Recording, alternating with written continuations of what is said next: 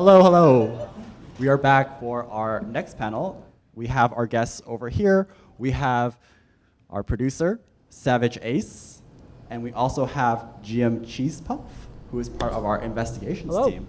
And I'm your host, CM Arwu. Pleasure to meet you guys. That's not how you say my name. So, throughout the day, I heard you guys have a lot of questions. I know you guys really mapped this whole process out and have a whole strategy of how to approach this. So I'm going to let us get right into it. Since we have a limited time, I want you guys to ask as many questions as possible. That way we can answer as many questions as possible.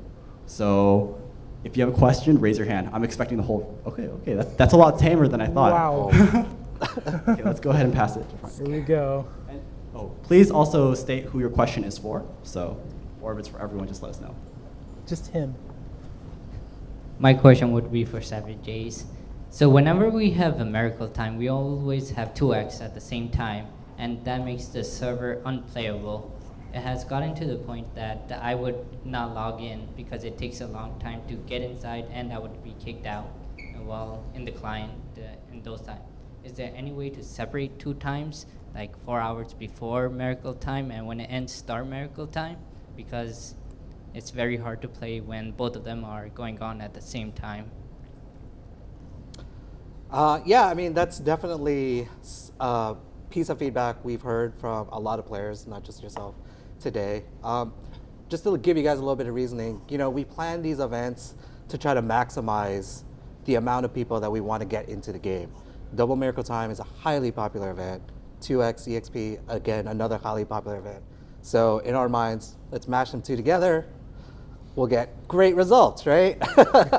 Unfortunately, it doesn't always work out that way. We did make some improvements recently to sort of offset the times, and also 2x, we improved some of the server stability to try to make this work. For the future, it's definitely something that we're probably going to look into separating so that we can spread out the population a little bit better because of feedback like yours. Yeah. This question is particularly important for Reboot.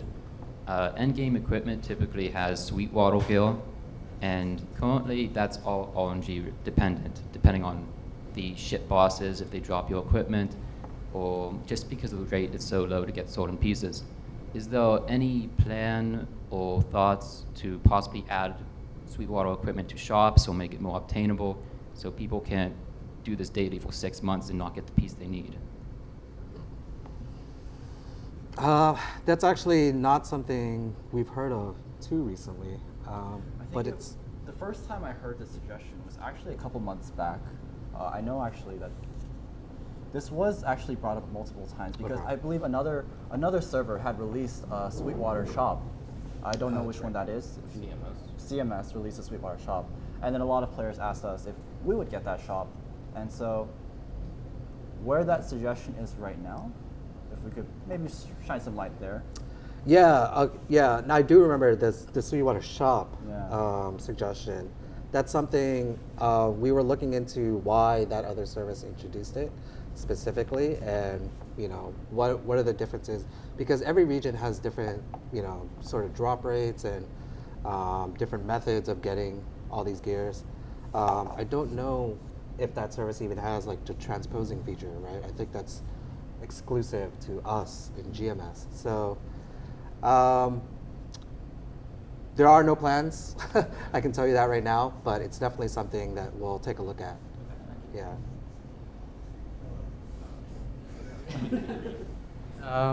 So there's like a huge issue. I feel like with inventory, so friends list and guild list, there's a maximum amount of people that's allowed to join a guild or a friends list, but it feels like 100 for a friends list or 200 for a guild isn't quite enough, and we keep having to sift through or weed out people who are possibly able to be they're casual, but they want to join a guild and they want to be committed, but we just have to have a process, right? Is there a way to increase the guild slots or the friends list slots or character slots, because we're always one off of the max classes in the game. Like currently there's 41 classes, but we're only like allowed to make 40. And when it's increased to 42, we're still missing one of the classes when it's up to 43 at that point. So if there's a way to make that consistent so that we're not always off by one for the collection, or we're always able to add more friends, that would be great. Yeah, I mean, that's definitely a piece of feedback we can definitely consider. I know it's definitely a frustration for some people. I've heard that feedback Write before. that down. We'll definitely take that into consideration for our Better Maple. Putting a note right now. Okay, send me an email about that. Cool. By the way, we don't have that many friends. I disagree. You can speak for yourself, but I I, don't have that have a many lot friends. of friends. I don't. Standard. Aw, thank you. Send us friend requests after this. Okay, next question. Going back to the first question relating to Miracle Time. Yep. I personally have a very large amount of mesos saved up for the next Miracle Time. I have something How's like this going? 40 billion mesos saved up. If I were to try and spend it all in one sitting, it would probably take me about 10 hours of just manually clicking one by one cubes in Reboot. So my question is, are there any plans, or is there a possibility of adding cube bundles to Reboot? I think that's a perfect question for you. I'm trying to think. Yeah, it's definitely something we have discussed. It's in testing right now, so Okay. we plan to release That's it. good news. I can't guarantee that it'll work because, as you guys remember, when we first introduced Reboot and allowed people to buy multiples, there was an exploit that happened, and we quickly shut that down as quick as we could. Negative and numbers. It's very wary. We're very wary of trying to test that. So. Yeah. I feel if you can only buy one bundle at a time, then I think it should be fine, because the issue was that you could select 99. Yes. And Yeah. that was, Yeah. so if you can only buy one bundle at a time, I think that's fine. In theory, we'll see how it works out in Yes. code. Fingers crossed. Yeah. So a while back when we merged with EMS, the server times were changed to UTC overall, and the event times don't match up to NA players' time base. And important things for Reboot players like Tyrant Gloves, the only way we can get anti-magic is from one a day through the dailies or from invasions. And the invasions are when I'm asleep for the most part, so I don't even have an opportunity to participate in those. Like, would it be an option to either set like separate times for either the EMS and the NA servers, or perhaps set a cap to how many times someone could participate in an invasion and get a reward, but have it like every hour, so that way everybody can participate regardless of what times they're available, but to an extent. Yeah, the Critics invasion time specifically, we've heard that feedback a lot, and it's something I have been discussing with our partners to try to see what we can do in terms of maybe changing the times, or as you said, increasing the number of times that it is available so it's more convenient for players. I know you guys won't like this answer, but it's definitely something that we want to do something in the future. It's just not something that's out yet, basically. Also, are there any hopes for getting Hackathon? Hackathon. Oh. Yeah. When I first got here, I've been working on MapleStory for about 3 years. So at the time, it was told to me that Hackathon wasn't introduced due to stability issues and just how that code would just destroy our servers.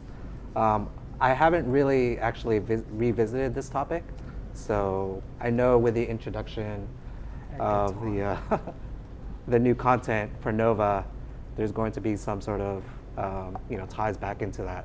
So it's definitely something we'll revisit and see if we can introduce. Yeah. Hi again. Arcane River is a really huge part of the game, right?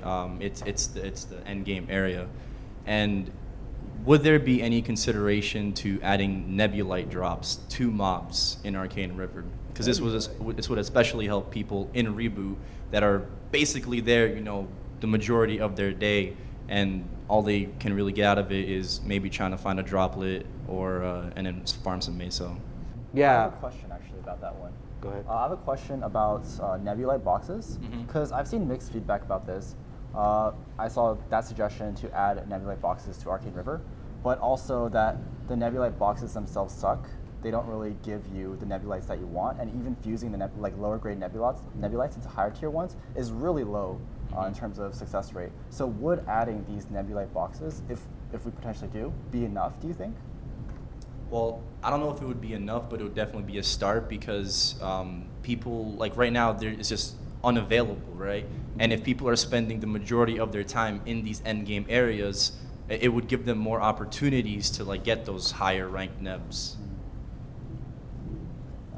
Because Yeah. that's just, like nebulites are like a really big part of this game, and because they're so inaccessible, in a way, just kind of hurts progression for players. How do you guys feel in general about? I'm turning it on to you guys about the nebulite system in general. I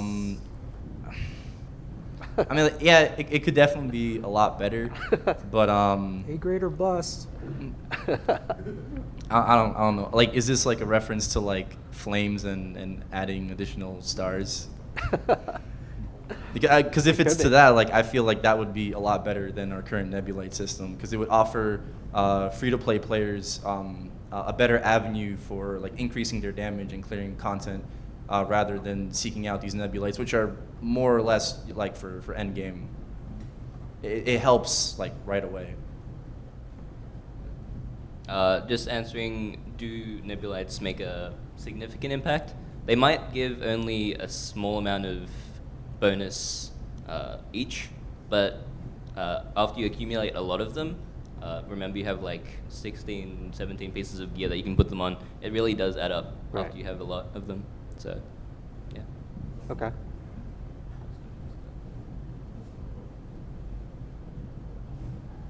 And I just want to add about nebulites a little bit here.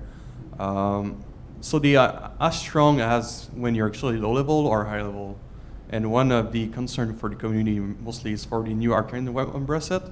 So there's no really desire to get the full set right now because it's not as strong as the current equips that we can get with the Fafnir and Terran equips.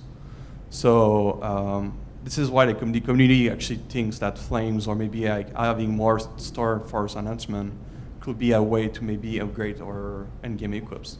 But at the same time, we want free-to-play players maybe to get new meta, maybe to increase their range, even if they don't get the in-game stuff right now. So. Okay. So my question is a little more general. After World Leap, we saw a lot of people move to specifically one world in Vera, and there were a lot of people who felt like a lot of their friends were moving from their world to Vera, and they kind of felt like they were obliged to because they didn't want to abandon their guild or abandon the people that they play the game with and they built this community with.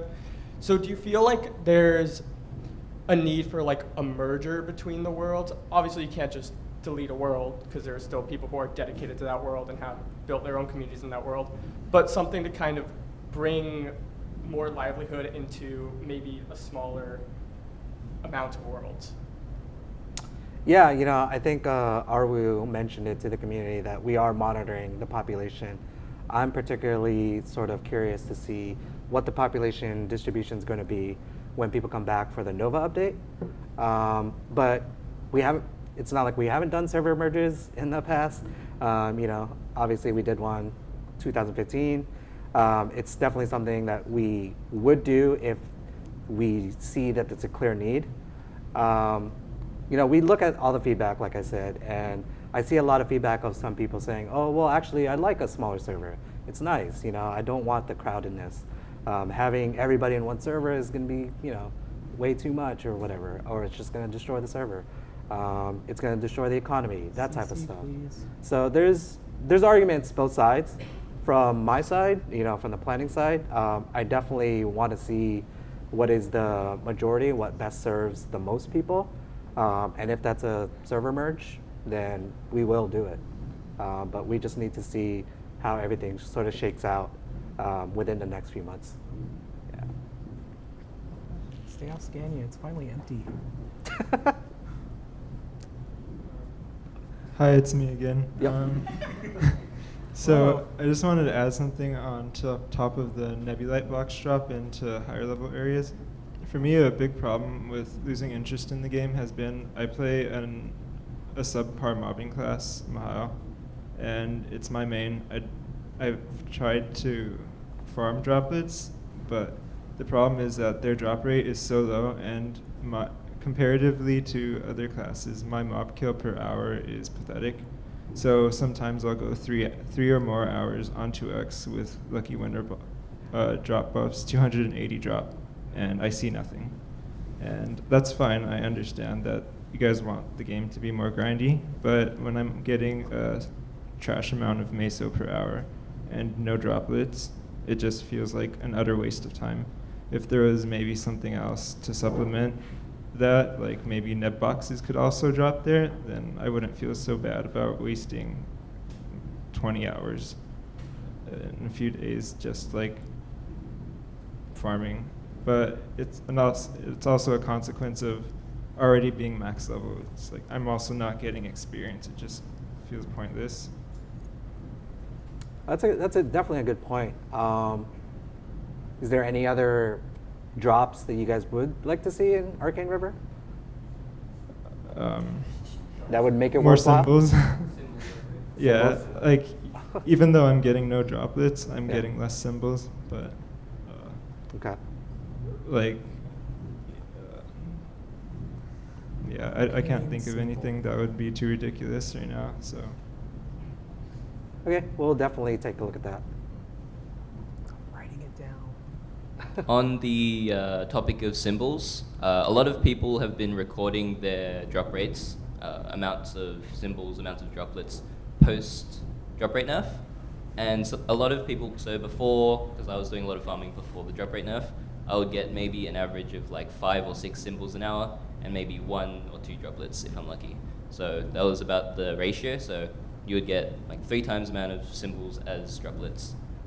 After the drop rate nerf, a lot of people are reporting that the symbol drop rate is actually lower than the droplet drop rate, which I think is very abnormal, and I think might possibly be a bug, but okay, because it seems to be a reoccurring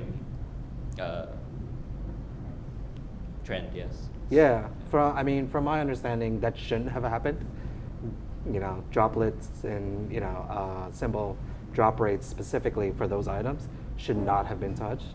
Okay. So if that's an issue, then we'll definitely take a look at it. So you say that there was a thread where they pretty much compiled like the data of like drops per not hour? necessarily a thread, just people posting their results on like Discord and talking about it was on Discord? Was there like maybe like a forum thread or a Reddit thread? Like individual Discords. Yeah, individual Discords. Okay. I'm trying to see if there's a way where I could like compile all that. Yeah. And then Like, there's a forum I thread? think in one of the guild Discords that I'm in, there's actually a separate text channel just for drop rate logs. How many entries are there? A lot. A lot? A lot. Do you think you could send that Yes. to us? Yes. Okay, that'd be cool. Okay. So I had 2 additional concerns with just the game and possibly even the website. For the game, link skills are a big factor, but there's a daily limit, well, a limit in general with 12 link skills you can apply to a character, as well as you can only apply a link every 24 hours to the character.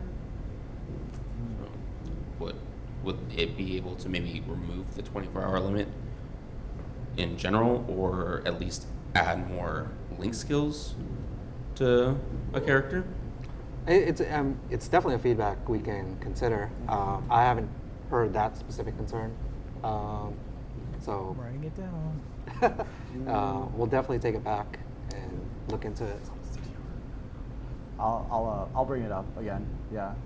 I'll bring up the report again. And then as for the website, I know there's probably a lot of Reboot players, or at least a few here, but a lot of us are also regular server players. And there's a massive difference between Reboot and regular servers, to the point where there's a huge argument should they be included on the overall rankings, even though their EXP rates are basically, I think someone did the math and it's like 2.73 times that of a regular server.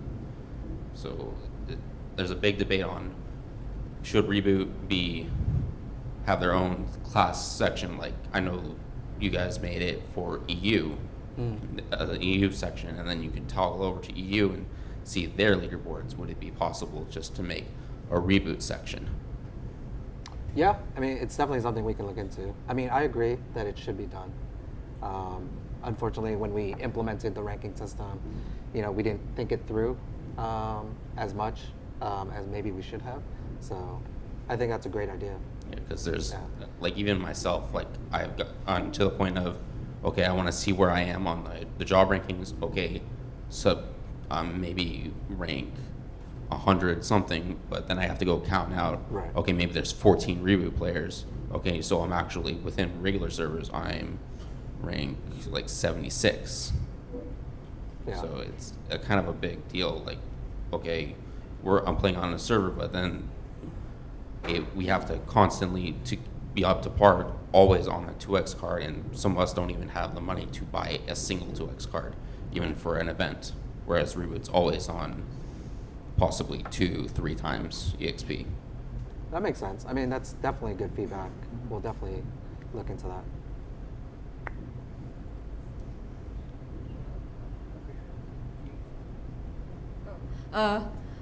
So I wanted to ask about like the inconsistency in like the time zones, because as we all know, you guys switched over to UTC from Pacific, and like I personally don't really care which events go by which time zone, but I do care about the consistency as like so for example, this last Hot Week, I think, on the website it said Pacific time, and it was not Pacific time, and I didn't know until I logged in the evening on Monday, and I saw the Tuesday box. Yep. So like, I'm not really salty about that particular instance, but I do think it's kind of I would.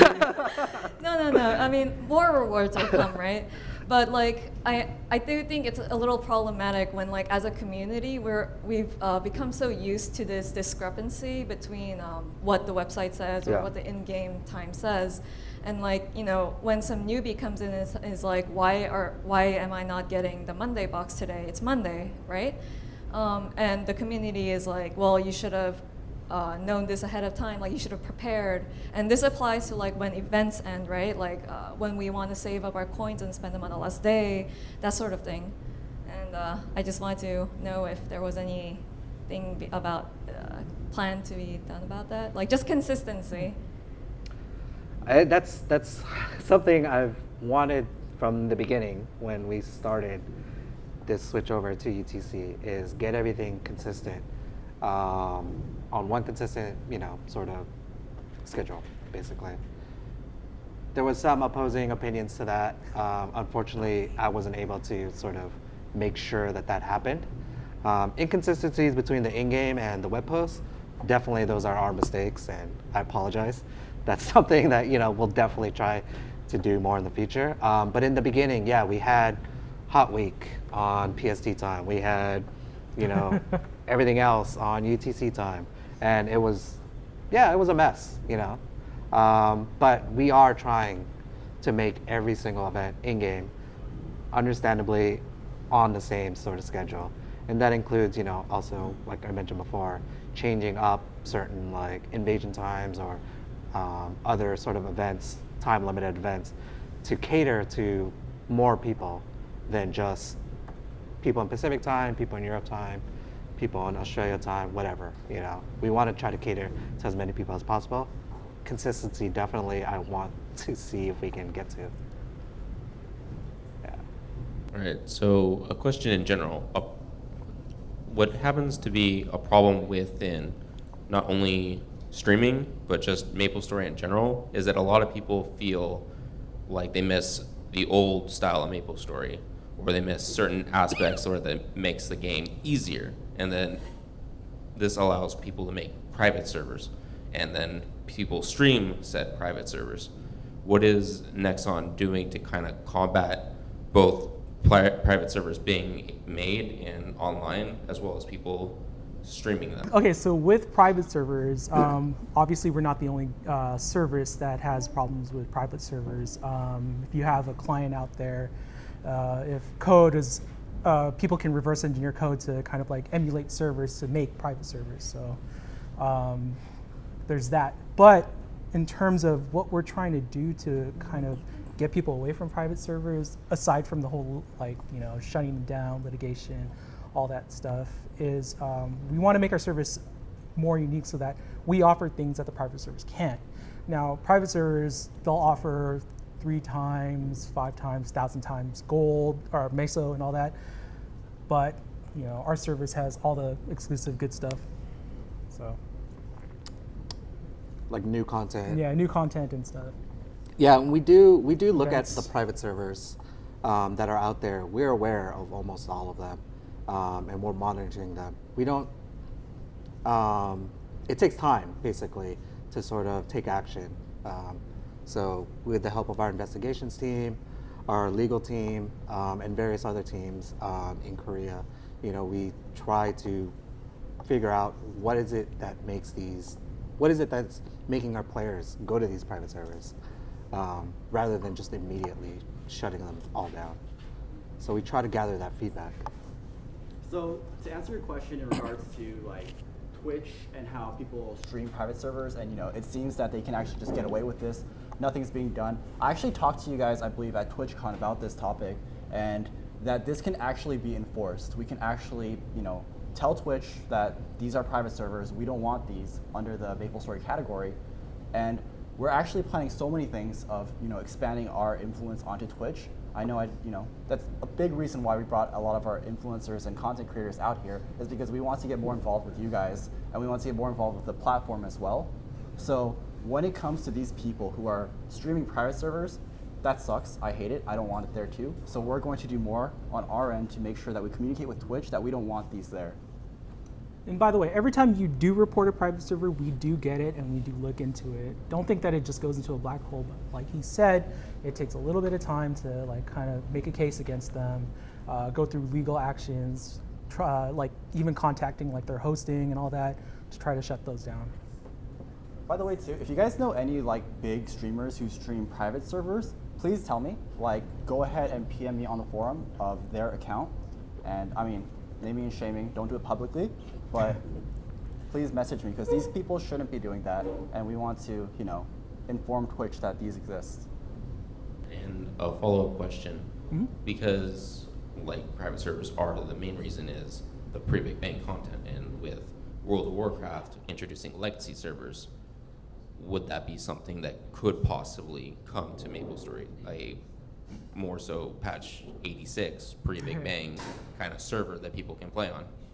I think this was an expected question, right?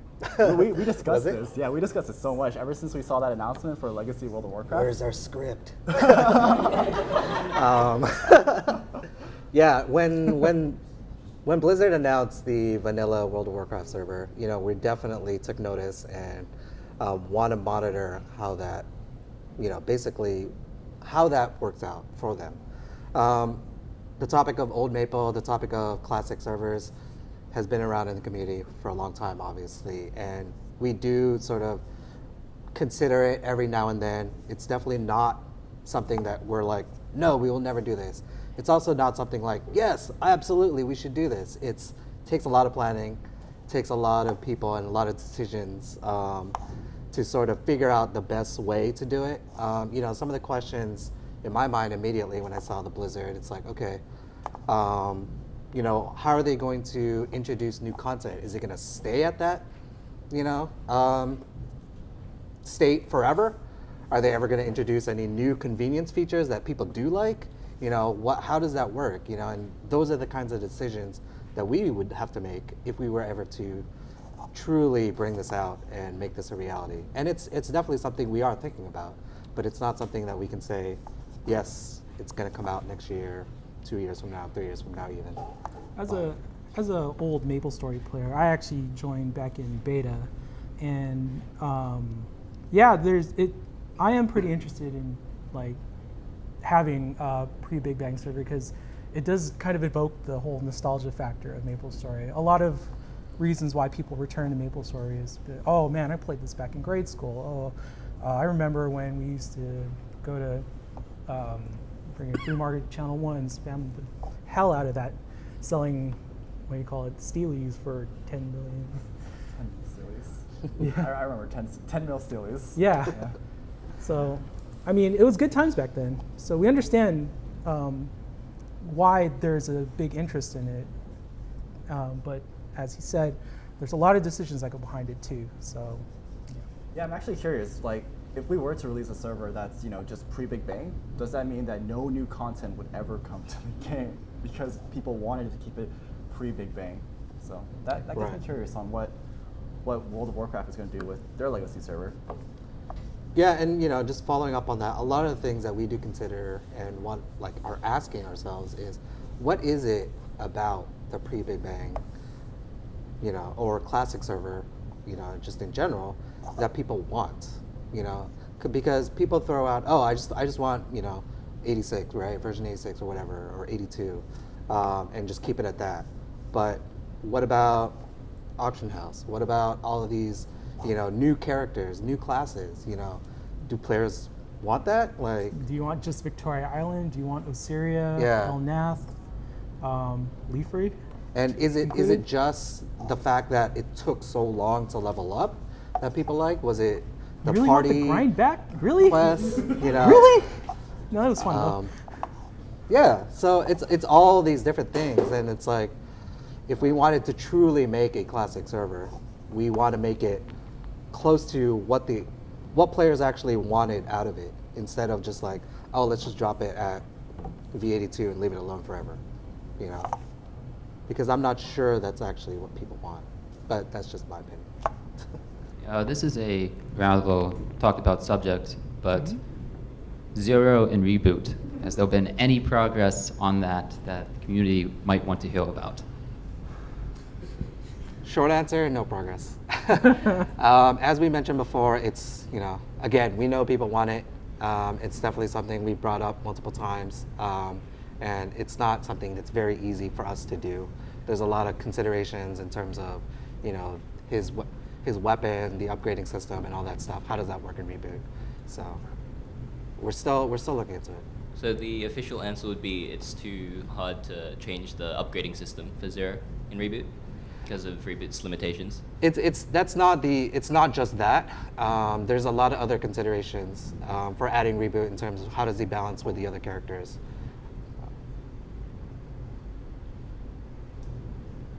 My question was kind of talked about in the previous panel. Yeah. But party play, Yep. it's kind of irrelevant right now, and there aren't really incentives. Are there plans to kind of revamp it and add more incentive to kind of make party play like a valuable resource? There are plans. There's definitely, we've always heard this feedback, ever since I've been on the game. That's something that I know a lot of Maplers miss from pre-Big Bang and older Maple stuff. That social aspect, that community aspect. And that's really what I want this game to be, a community game, a social game, first and foremost, rather than awesome RPG or, I want this to be something that you can hang out with your players with, your friends with. So party play definitely is, I could tell you it's at the top of my radar in terms of trying to see what we can do there. In terms of specifics, I know it sucks, but I can't tell you anything. But it's definitely something we're looking into. I think in terms of specific, like players specifically, they've brought up things like incentivize party quests. Yep. That's a specific on how to increase, party play. If party quests are worth doing, then people will be more inclined to play together to actually do them. Not just, increase incentives, but also, make the content more fit for this current era as opposed to what it was back then. And I want to know. Like, I actually want to know. Like, do we think we'll see something like that? Possibly. Because I know Party Plus still exists in yeah. the game, so Right. I'm thinking that's definitely within the realms of our realms of possibility for us to actually revisit those and see if we can make them more relevant. Yeah. Stuff like that, incentivizing the party quests, bringing back popular ones that people want. All of these things have been discussed, and it's just a matter of when is the right time to do it, how do we do it. If we bring back, say, Crimsonwood Keep, whatever, we need to update how the rewards work and how it looks and all that stuff.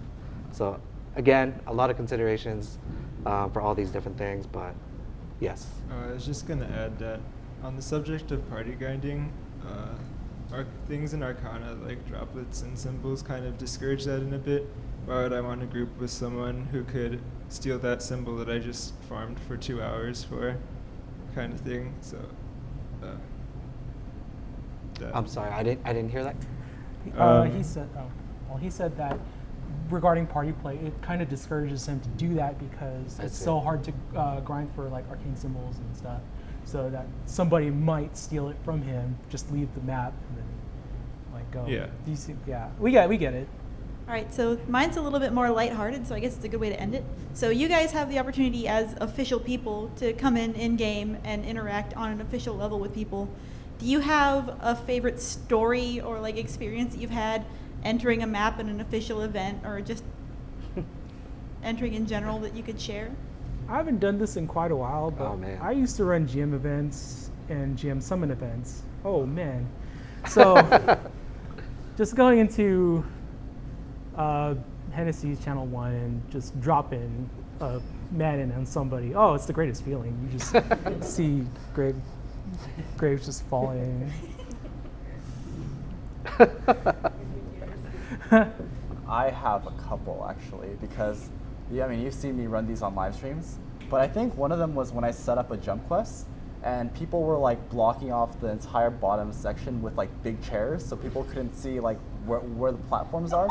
So I tried to be a really good person and kill that person that's sitting on the chair, but other people got hit in the crossfire, and actually they dodged the hit. So the person sitting on the chair is fine. There's like 3 people dead in the background that I didn't mean to kill. And they're like, you just killed me. What are you gonna do about this? I was like, oh, I'm so sorry, guys. Take my apologies, that's all I can give you. Another time too, I think, I was trying to kill this Angelic Buster because they play Angelic Buster and I should be the only Angelic Buster on the map. But they just weren't dying. Like, I was like, why aren't you getting hit by this? And I'm like, oh, I think it's like, I don't know why. I think they just had a ridiculous amount of HP or something. I know Angelic Buster also takes reduced damage as well, but they just weren't dying. I tried really hard for like a full 5 minutes just to kill them on live stream. I couldn't do it. But there's a lot of that going on in live streams. That was such good answers. Wow. Yeah, I guess I'm more of a loner. I don't really interact with this guy. people.